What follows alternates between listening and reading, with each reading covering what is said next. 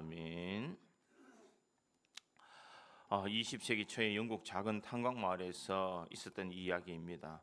아스와 베키라는 이 부부가 살고 있었는데 그들은 비록 가난했지만 참 서로 사랑하고 금슬이 좋은 부부로 소문났습니다. 그런데 그들에게는 이 아들 윌리엄이라는 아이가 있었는데 이 세 가정은 너무나 행복하게 살았습니다. 아스는 가족을 위해서 매일 탄광에 가서 열심히 일을 했습니다. 그러나 어느 날 이 소식이 탄광이 무너졌다는 소식이 들려지게 됩니다. 수백 명의 광부들이 지하에 갇혔고 그 중에 한 사람이 아스도 있었습니다. 사람들은 탄광으로 뛰어갔고 그곳에서 이 땅을 치면서 오열하며 아무리 자기의 남편의 이름을 불려도 그 누구도 올라오지 않더라라는 것입니다. 많은 사람들이 그 탄광에 있는 사람을 구출하기 위해서 열심히 노력했지만 시간이 흘러갔고 구조 소식은 들려오지 않습니다. 희망이 점점 절망으로 바뀌어져 가고 있었습니다. 사고가 난 지 일주일이 지났을 때에 기적적으로 몇 명의 생존자는 구조되었지만 아스는 그들 중에 없었습니다. 마침내 구조대는 이렇게 외칩니다. 더 이상 생존자는 없습니다 라고 공식적으로 발표하게 되었습니다. 그의 아내였던 비키는 세상이 무너져 가는 듯이 힘들었습니다. 남편의 시신조차 찾을 수 없는 그 깊은 곳에서 깊은 슬픔과 망망할 수밖에 없는 그런 삶을 바라보면서 좌절하며 절망할 수밖에 없었습니다. 그런데 자신을 더 당황하도록 만들었는 것은 이 마을 사람들의 행동과 말이더라라는 것입니다. 남편을 잃고 이제 혼자 사니 저렇게 어떻게 아이를 키울까? 사람들은 걱정 반 동정심의 반을 바라보면서 혀를 차는 사람들도 있었습니다. 젊은 나이에 과부가 되었으니 이제 곧 마을을 떠나겠지. 사람들은 뒤에서 수군거리기 시작합니다. 심지어 그의 친척들조차도 찾아와서 이렇게 이야기합니다. 우리가 도와줄 형편이 못 되니 네가 알아서 하라라고 그렇게 이야기를 합니다. 그렇게 의지했던 가족도 그렇게 사랑했던 그런 이웃들도 한순간에 자신의 등을 돌려버리는 사람들을 바라보게 됩니다. 값싼 동정, 값싼 위로, 차가운 외면 속에서 더 이상 내가 어떻게 살아가야 될지를 알지 못하는 그 삶은 참 힘들었습니다. 그럴 때 누군가가 자신에게 손을 내밀어 주었습니다. 그것은 바로 그 마을의 작은 교회의 성도들이었습니다. 그들은 이 백희의 집에 찾아와서 함께 울어주었고 말없이 그녀 곁에 지켜주었습니다. 어떤 성도는 가까운 빵을 갖다 주기도 하고 어떤 성도는 아기 윌리엄의 옷을 지어주기도 했습니다. 교회 학교 수요사였던 한 노인은 매일같이 찾아와서 어린 윌리엄을 돌봐주며 베키가 잠시나마 쉴 수 있도록 해주었습니다. 그들이 베키에게 무엇을 해줄지 그들은 의논하지 아니했습니다. 그러나 그들은 각자의 자리에서 자신이 할 수 있는 것이 무엇인지 그들은 작은 사랑을 실천했고 그것을 통하여서 이 베키에게 큰 힘이 되었습니다. 그에게 찾아가서 힘내라는 그 말 대신에 따뜻한 식사를 서로 나누었고 기도하겠다는 약속 대신 그녀의 손을 잡고 함께 무릎을 꿇는 그런 시간을 가졌습니다. 세월이 흘러서 윌리엄이 크게 장성되었을 때에 그는 이 자신의 아버지의 얼굴을 기억하지 못하지만 수많은 사람들 앞에 이렇게 간증을 했습니다. 세상은 저와 어머니를 동정의 눈으로 바라보았고 친척들은 저희를 부담스러워했습니다. 피로 맺어진 가족조차 저희들에게 등을 돌렸습니다. 하지만 그때 저희에게 다가와 준 진정한 가족이 있었습니다. 바로 이 교회 우리 성도들이었습니다. 여러분은 저희 아버지가 되어주셨고 어머니가 되어주셨고 형제와 자매가 되어주셨습니다. 세상은 혈연으로 가족을 정의하지만 저는 그리스도의 피로 맺어진 더 위대한 가족이 있음을 이 자리에서 배웠습니다. 이 교회가 저의 진정한 집이요 여러분들이 저의 진정한 가족입니다. 이렇게 이 간증을 했습니다. 사랑하는 성도 여러분, 교회라는 것이 무엇이겠습니까? 단순히 일주일에 한 번 와서 여러분들이 하나님 앞에 예배 드리는 것으로 교회의 역할을 다 했다라고 말할 수가 있겠습니까? 아름다운 건물과 좋은 프로그램을 갖추고 있다고 해서 그것이 참다운 교회다라고 말할 수가 있겠습니까? 오늘 우리가 읽었던 이 마가복음 3장 31절에서 35절까지의 말씀은 예수님께서 진정한 교회가 무엇인지를 우리에게 설명하고 있습니다. 오늘 본문의 배경을 살펴보면 이렇습니다. 예수님의 사역에 절정에 달할 때에 갈릴리 바닷가에서 시작된 예수님의 사역은 온 유다와 예루살렘과 두로와 시돈까지 그 소문이 퍼져나가게 됐습니다. 수많은 사람들을 고쳐주었고 그들에게 말씀을 전했고 귀신을 쫓아내는 사역들의 소문들이 퍼져나갔습니다. 그러나 이들의 일들도 그들은 고깝게 여기지 않는 그런 사람들도 있었습니다. 예수님의 사역은 얼마나 바빴든지 마가복음 3장 20절에 보면 집에 들어가시니 무리가 다시 모임으로 식사할 겨를도 없는지라 이렇게 기록하고 있습니다. 예수님의 사역은 참 무척 바빴습니다. 밥 먹을 시간조차도 없이 사람들이 몰려왔습니다. 이때에 예수님의 가족들이 걱정하며 나서게 됩니다. 21절에 보니 그의 가족들이 들고 붙들어 나왔으니 이는 그가 미쳤다 하밀러라 이렇게 말하고 있습니다. 32절에 분명 그의 가족들이 그 말을 듣고 나와서 예수님을 미쳤다라고 그렇게 이야기를 합니다. 그들이 왜 예수님을 미쳤다라고 얘기했을까? 소문이 그렇게 들렸기 때문입니다. 생각해보니 아들이 자신의 형제가 위대한 가르침을 베풀고 병든 자들을 고쳐주며 수많은 자들이 존경을 받고 있는데도 불구하고 가족들은 소문에만 겉극하여서 예수님을 미친 사람 취급했다라는 것입니다. 그들은 예수님을 이해하지 못했습니다. 또한 예루살렘으로 내려왔던 서기관과 이 바리새인들은 당시의 최고의 종교 지도자들이었습니다. 그런데 그들은 예수님을 보고 뭐라고 했을까? 이 마가복음 3장 22절에 보니 예루살렘에서 내려온 서기관과 그 서기관들은 그가 바알세불이 집혔다 하며 또 귀신의 왕을 힘입어 귀신을 쫓아낸다 하니 이렇게 말하고 있습니다. 그들의 사역에는 분명 예수님이 하는 모든 일들이 곱게 여기지지 아니했다라는 것입니다. 이러한 긴장 속에 갈등이 있는 이런 사건 속에서 이 예수님의 가족과 어머니와 동생들이 찾아와서 사람을 보내어서 예수님을 부르게 됩니다.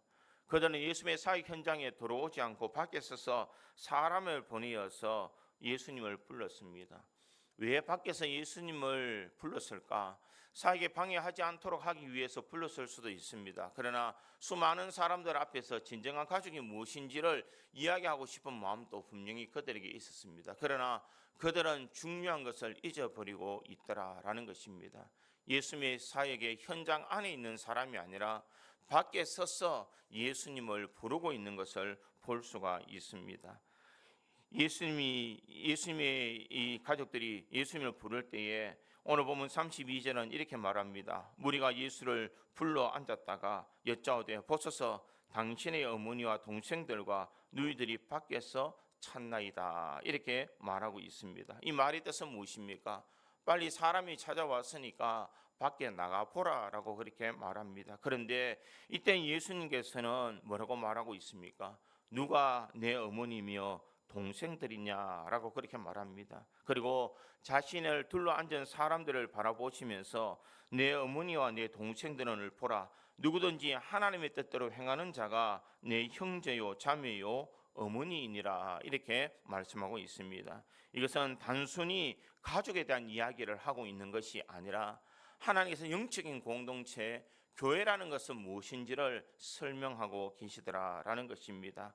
혈연과 지연과 학연으로 이겨진 세상의 가족의 개념을 뛰어넘어서 하나님의 뜻을 행하는 자, 그것으로 가족이 된 그 교회가 그것이 바로 진정한 교회요, 그것이 바로 하나님께서 원하시는 공동체다라는 것을 말씀하고 있습니다.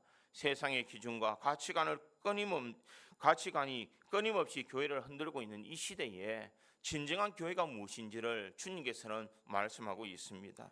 혈연 중심의 이기적인 사람들의 마음속에 있는 이 가족의 개념을 뛰어넘어서 진정한 교회가 교회답게 세워질 수 있는 것이 무엇인지를 예수님께서는 말씀하고 계십니다. 그렇다면 우리가 진정 교회가 교회되게 하는 것이 과연 무엇일까? 저는 오늘 본문의 말씀을 통하여서 이것을 한번 생각해 보므로 우리고지 장로교회가 예수님께서 말씀하시는 참다운 교회, 교회다운 교회로 세워갈 수 있는 우리고지 장로교회 모든 성도들이 되기를 주님의 이름으로 축원드립니다. 첫째로 이 교회가 교회되게 하는 것은 교회가 혈연을 넘어선 영적 가족 공동체임을 깨닫는 것입니다.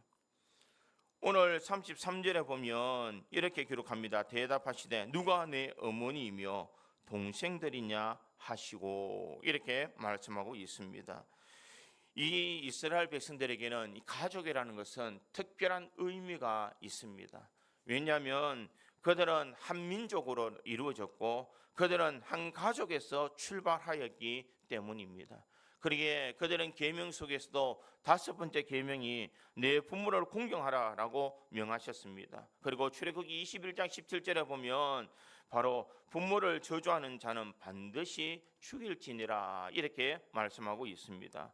혈통은 하나님의 선민으로 정체성을 증명하는 가장 중요한 정표였다라는 것입니다. 그러기에 그들은 스스로를 가리켜서 아브라함의 자손이다라고 이야기를 합니다. 그들은 다른 모든 사람들보다 더 우월한 혈통을 가졌던 사람이다라고 그렇게 말을 합니다. 이런 문화 속에서 가족의 관계는 그 어떤 것보다 중요한 의미를 가지고 있는 이 이스라엘의 모습을 볼 수가 있습니다. 그런데 예수님께서 이들을 향하여서 누가 내 누이며 누가 내 어머니냐라고 묻고 계십니다. 이것은 무엇을 말하고 있습니까? 진정 가족에 대한 의미를 부정하는 것이 아니라 진정 하나님께서 원하시는 참된 이 가족 공동체가 어떤 공동체인지를 설명하고 있습니다. 예수님은 효를 강조하지 않으신 것이 아니라 죽으시면서까지도 이 제자들에게 그의 어머니 마리아를 부탁하셨습니다. 보라 내 어머니라라고 그렇게 말씀하시면서 이 효에 대한 중요성을 분명히 가르쳤습니다. 그런데 오늘 말씀에는 이 가족 혈연 공동체보다 더 중요한 하나님의 새로운 가족 관계가 있음을 선포하고 있습니다. 그것은 무엇이냐? 하나님의 뜻대로 행하는 자가 하나님의 뜻대로 연결되어 있는 그 가족이 진정한 영적인 가족이다라는 것을 말하고 있습니다. 내 어머니와 내 동생들을 보라라고 말씀하신 그 주님, 그 내 동생과 내 어머니는 누구인가? 바로 자신을 둘러싸고 자신의 말씀을 듣고 있는 그런 사람들입니다. 과연 예수님을 둘러싸고 있는 사람들은 어떤 사람이었느냐? 사회적 지위도 학식의 수준도 출신 배경도 모두 달랐던 사람들이었습니다. 어부도 있었고 세리도 있었고 가난한 과부와 병든 사람들도 분명 그곳에 있었습니다. 세상의 눈으로 바라보면 그들은 전혀 어울리지 않는 오합지졸 같은 사람들이 다 모여 있었습니다. 그러나 예수님께서는 이들을 향하여서 이들이 나의 형제요 자매요 어머니다라고 그렇게 말씀하고 있습니다. 무엇이 예수님을 그렇게 말씀하도록 만들었을까? 그것은 바로 이들은 모두 하나의 공동체를 가지고 이 자리에 모였다라는 것입니다. 하나의 공동체는 무엇이냐? 하나님의 뜻대로 행하는 자, 하나님의 뜻 안에서 행하는 사람이다라는 것을 분명히 말하고 있습니다. 요한복음에도 요한복음 1장 22절에서 13절의 말씀에 보면 이와 같은 관계를 더 간절하게 증명하고 있습니다. 영접하는 자, 곧 그 이름을 믿는 자들에게는 하나님의 자녀가 되는 권세를 주셨으니 이는 혈통으로나 육종으로나 사람의 뜻으로 나지 아니하고 오직 하나님께로부터 난 자들이니라 이렇게 말하고 있습니다. 혈통으로나 육종으로 나온 것이 아니라 하나님의 뜻으로 난 사람, 하나님께로부터 난 자들이다라고 그렇게 말하고 있습니다. 교회의 본질은 무엇인가? 교회의 본질은 우리의 국적은 하늘나라이고 우리의 아버지는 하나님이시며 우리 모두는 그리스도 안에서 한 형제요 자매라는 것을 말하고 있는 이곳, 이것이 바로 교회의 진정한 본질임을 우리에게 말씀하고 있습니다. 교회는 단순히 취미 생활하는 곳이 아닙니다. 취미가 같은 사람들이 모여서 서로 사교의 시간을 가지는 것이 교회가 아니라는 것입니다. 교회라는 것은 이 세상의 어떤 혈연 공동체보다 더 끈끈하고 더 깊고 더 진실한 사랑으로 묶여져 있는 하나님의 가족이다라는 것을 말하고 있습니다. 갈라디아서 3장 28절에 보니 너희는 유대인이나 헬라인이나 종이나 자유인이나 남자나 여자나 다 그리스도 예수 안에서 하나이니라 이렇게 말합니다. 예수 그리스도 안에서 차별이 없는 곳, 부자와 가난한 자, 배운 자와 못 배운 자, 젊은이와 노인들이 모두 그리스도의 거룩한 이 보혈의 피 안에서 평등한 하나의 가족이 되었음을 우리에게 말하고 있습니다. 그러기에 에베소서 2장 19절은 이렇게 말합니다. 그러므로 이제는 너희도 외인도 아니요 나그네도 아니요 오직 성도들과 동일한 시민이요 하나님의 권속이라. 하나님의 권속이라는 것은 무엇을 말하느냐? 하나님의 가족이다라는 것을 분명 말하고 있습니다. 그러기에 교회는 이 하나님의 은혜 안에서 하나의 가족 공동체라는 것을 우리가 잊지 말아야 됩니다. 많은 교회가 시험이 어디서 나올까? 서로 끼리끼리 문화 때문에 이런 어려움들을 겪을 때가 참 많습니다. 내가 친하고 나와 말이 잘 통하고 나와 취미가 비슷하며 내 모든 말을 잘 들어주는 사람끼리 모여서 하는 모든 일들이 마치 교회에서 전부인 것처럼 생각하는 것, 이것이 잘못된 생각이라는 것입니다. 진정한 교회는 무엇이냐? 서로 취미가 맞고 마음이 맞는 사람들이 모여서 하는 것이 아니라 아버지의 뜻이 무엇인지를 분별하고 하나님의 나라의 의미가 무엇인지를 분명히 행할 수 있는 사람이 진정한 그리스도의 가족이 될 수 있는 비결인 줄 믿습니다. 그러기에 진정한 교회라는 것은 교회 안에 들어와서 성도들과 함께 같은 마음을 품고 같은 믿음을 가지고 같은 하나님을 섬기는 사람들이 진정한 가족이요 진정한 주님께서 원하시는 이 친족인 줄 믿습니다.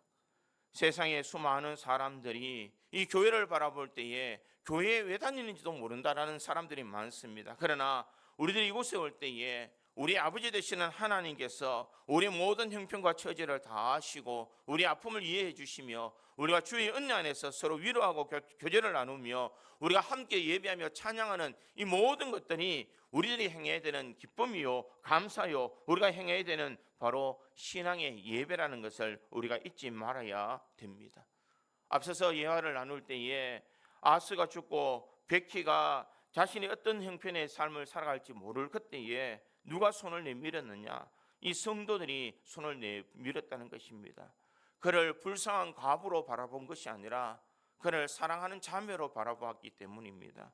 그의 아들 윌리엄을 고아로 바라본 것이 아니라 우리의 아들, 우리의 조카로 그들은 품었기 때문에 그들의 진정한 가족의 의미 속에서 교회에서 사랑을 베푼 것이 진정한 가족이다라는 것을 그들은 알게 되었다는 것입니다. 사랑하는 성도 여러분, 우리 교회가 그와 같은 교회가 되기를 간절히 소망합니다.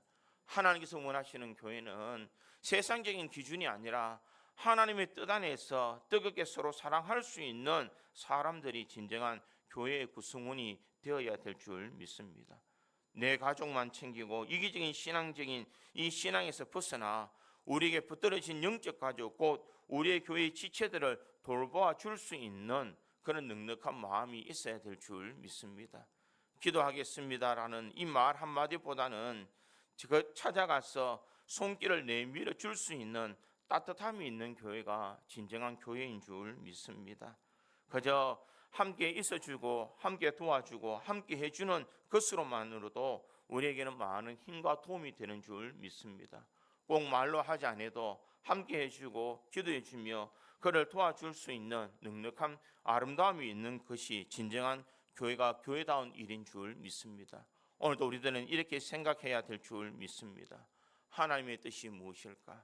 하나님께서 교회를 위해서 나에게 원하시는 바가 무엇인지를 우리가 생각하며 하나님의 뜻대로 살아가며 순종하는 삶을 통하여서 교회를 교회답게 세워갈 수 있는 우리 고지 장로교회의 모든 성도들이 되기를 주님의 이름으로 축원드립니다. 두 번째로 교회를 교회되게 하는 것은 세상의 오해와 비난을 넘어선 구별된 하나님의 공동체임을 기억해야 됩니다. 오늘 본문을 보면 예수님의 가족들이 와서 예수님에게 어떻게 말하고 있습니까? 32절에 불러보니 무리가 예수를 둘러 앉았다가 여짜오되 보소서 당신의 어머니와 동생들과 너희들이 밖에서 찾나이다 이렇게 이야기를 했습니다. 분명 예수님을 찾았습니다. 왜 찾았을까? 그 이유를 그 31절에는 이렇게 말하고 있습니다. 그때 예수의 어머니와 동생들이 와서 밖에 서서 사람들을 보내 예수를 부르니 이렇게 말합니다. 그들은 분명 예수님을 부르고 자신의 가족임을 그들은 생각했습니다. 그런데 중요한 것은 그들의 마음속에는 예수님이 미쳤다라는 것을 생각했다라는 것입니다. 그들이 예수님을 부르는 것은 사람들이 말할 때에 예수님이 미쳤다라고 이야기하는 것을 그들은 들었기 때문입니다. 21절의 말씀에 보면 이렇게 말합니다. 예수의 친족들이 듣고 그를 붙들어 나오니 이는 그가 미쳤다 하밀러라. 예수님을 가리켜서 그들의 마음속에 예수님을 생각해서 찾아온 것이 아니라, 걱정해서 찾아온 것이 아니라 자신의 가족 중에 한 사람이 미쳤기 때문에 찾아왔다라고 생각하고 있었다는 것입니다. 그들이 보기에는 예수님의 행동이 참 위험천만한 행동이었습니다. 당시 유대 사회의 기득권층인 서기관과 바리새인들에게 정면으로 맞서는 예수님, 안식일의 규정을 어기는 것처럼 보이는 그 행동, 스스로 하나님과 동등한 존재로 여기는 듯한 이 발언을 스승치 않는 그 예수님의 그 모든 발언이 그들에게는 마치 미친 사람들처럼 느껴졌다라는 것입니다. 그들은 세상의 기준과 상식이라는 틀 안에서 예수님을 바라보았습니다. 그들은 로마의 압제로부터 이스라엘을 해방시켜 주일 정치적인 메시아, 혹은 최소한 랍비로서 인정해주는 존경받는 그런 메시아로 남기를 원했을 수도 있습니다. 그러나 예수님께서는 하나님 나라를 위해서 자신의 모든 것을 던지기까지, 자신을 희생하기까지 모든 사람을 구원하고자 하셨던 그 예수님이셨다라는 것입니다. 사람들은 예수님이 하는 모든 행동을 다 알지 못했고, 사람들은 오해와 비난을 통하여서 예수님은 살고 있었다라는 것입니다. 예수님이 행한 그 능력은 하나님이 주신 능력으로 받아들이지 아니하고, 그들은 마치 바알세불의 힘을 힘입어서 그가 귀신을 쫓아낸다라고 그렇게 이야기를 하더라라는 것입니다. 우리가 읽지는 않았지만 22절에 보면 이렇게 말합니다. 예루살렘에서 내려온 서기관들과 그가 바알세불에 잡혔다 하며 또 귀신의 왕을 힘입어 귀신을 쫓아낸다 하니 이렇게 말합니다. 수많은 사람들이 예수님을 향하여서 악의적인 비난을 통하여서 신성모독적인 그런 이야기를 계속하고 있더라는 것입니다. 자신의 기득권과 종교적인 체계를 위협하는 예수님을 제거하기 위해서 예수님을 나쁜 사람으로 몰고 있는 그들의 마음을 우리들이 엿볼 수가 있습니다. 세상 사람들은 교회를 향하여서 곱지 않는 시선을 바라볼 때가 참 많습니다. 지금 이 시대에도 예수님이 당하는 이 고난이 우리 믿음의 성도들이 당하는 고난이 될 수도 있습니다. 세상 사람들이 교회를 바라볼 때 마치 사이비 종교가 모이는 것처럼 이야기하는 사람들이 참 많습니다. 이곳에 모인 사람들이 광신도처럼 여겨지는 그런 일들을 우리가 많이 듣게 됩니다.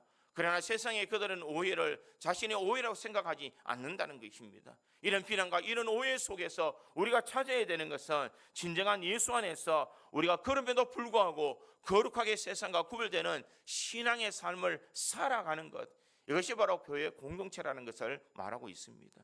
교회라는 것은 어떤 것인가? 세상의 사람들의 말에 귀 기울이는 것이 교회가 아니라 하나님의 말씀에 귀를 기울이는 것이 바로 교회인 줄 믿습니다. 하나님의 자녀는 세상 사람들이 어떻게 이야기하는 것에 우리는 집중하는 것이 아니라 하나님께서 나에게 요구하시는 말씀, 하나님께서 나에게 주시는 말씀이 무엇인지를 생각하며 말씀대로 살아가는 사람인 줄 믿습니다. 세상의 오해와 비난을 바라보면서 괴로워할 것이 아니라 이 시대에 주님께서 나에게 원하시는 말씀이 무엇인지를 생각하며 우리는 살아가야 될 줄 믿습니다.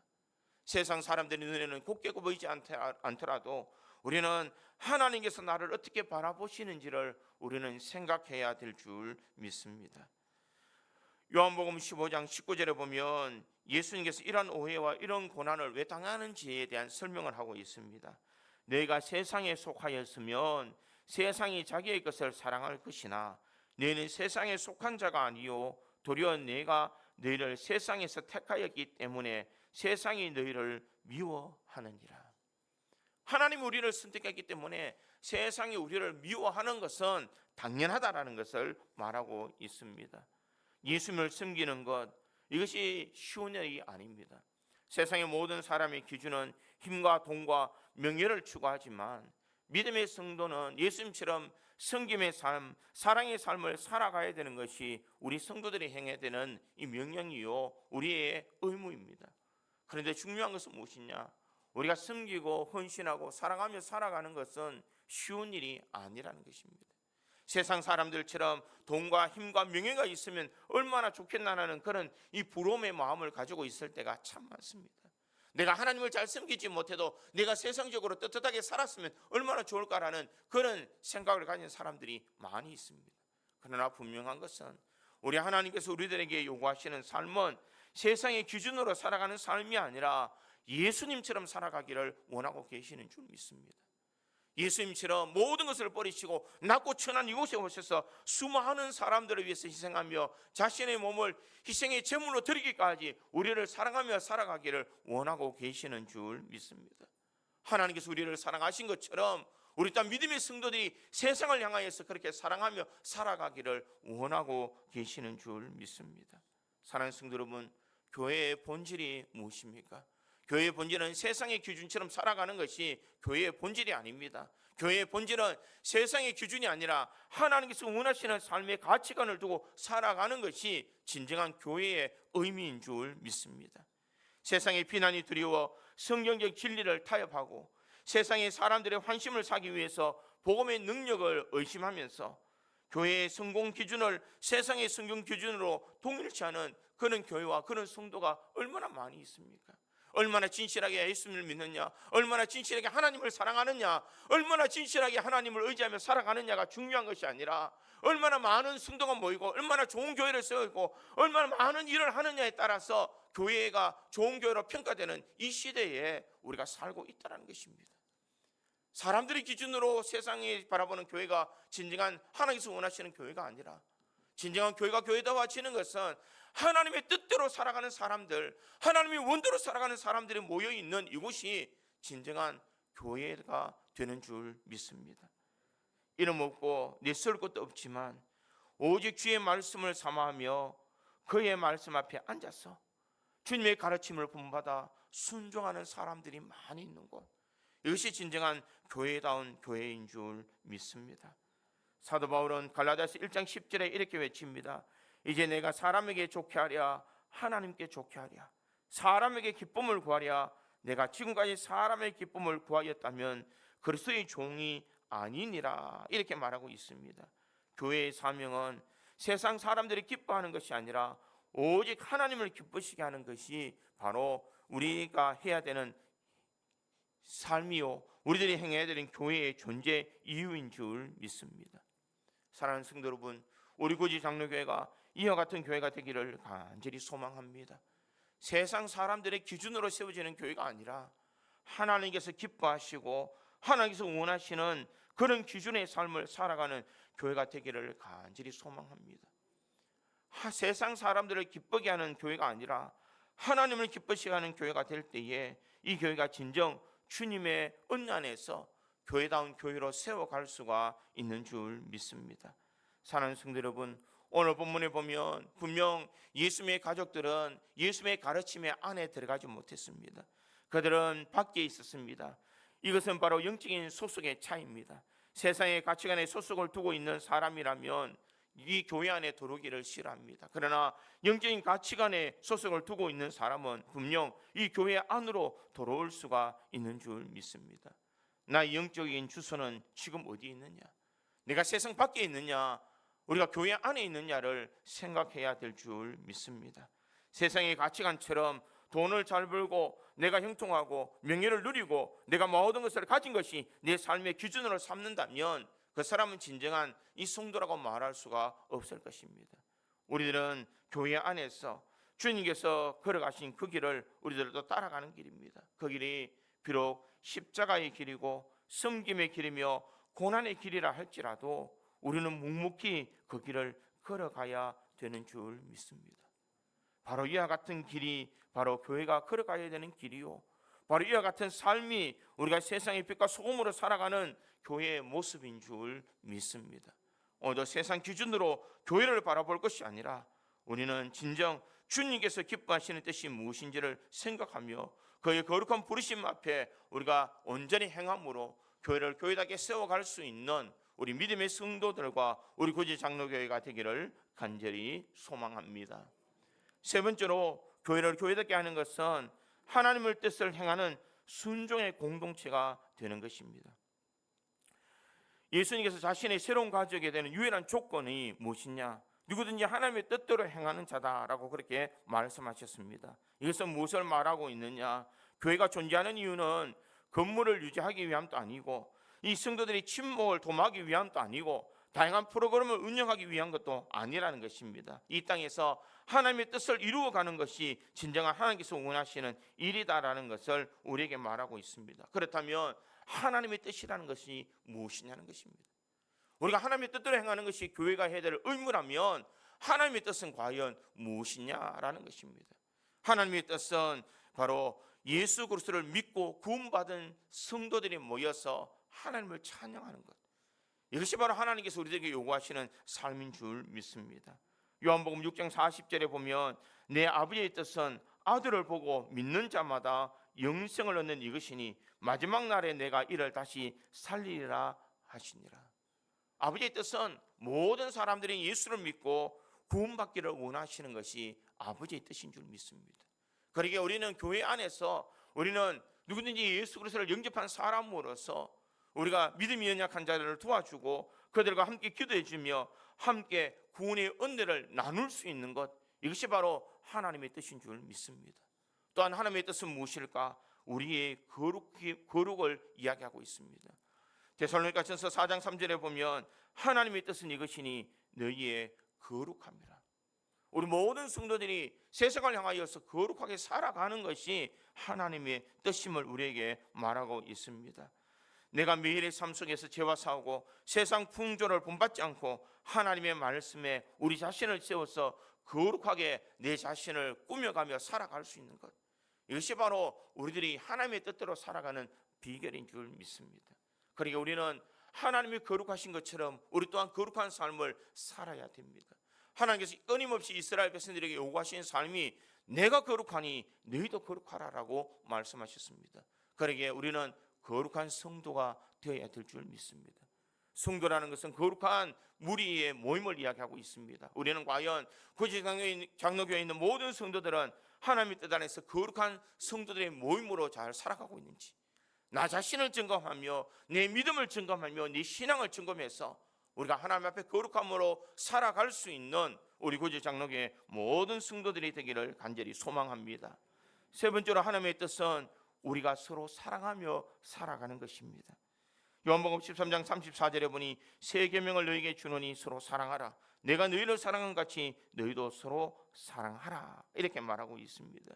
사도 요한은 요한일서 4장 20절에 이렇게 말합니다. 누구든지 하나님을 사랑하노라 하고 그 형제를 미워하는 이는 거짓말하는 자니 보는 바 그 형제를 사랑하지 아니하는 자는 보지 못하는 바 하나님을 사랑할 수 없느니라. 이렇게 말씀하고 있습니다.